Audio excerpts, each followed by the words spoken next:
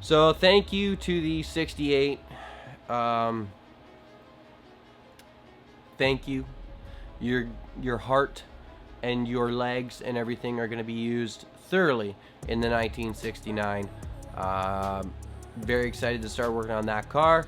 Can't as of yet because this one's just about to get torn apart. Yeah, so stay tuned, guys. There's a lot coming.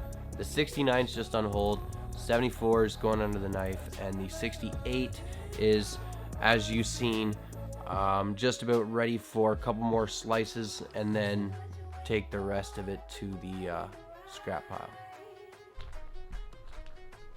There's the fenders. As you can tell, the front driver's side was already smashed.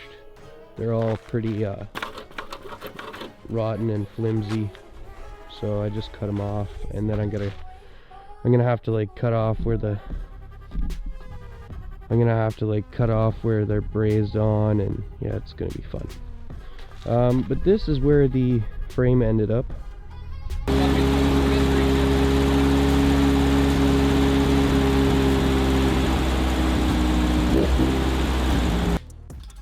There it is! Just on the front lawn for now.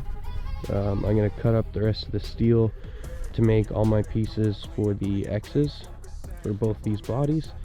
And yeah, I just haven't cut things up. Once it's all cut up, I'm going to load the rest of this floor pan up and get it out of here for scrap. That's why the treadmill's out here too. But yeah, fenders. That's the donor car. She's all disassembled and outside now. And then the 69 is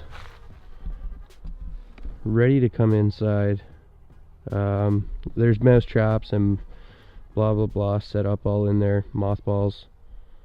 So I'll probably keep cutting it up a little bit while it's out here. That way it's less cutting in the garage. But in the meantime, I have the 74 to work on.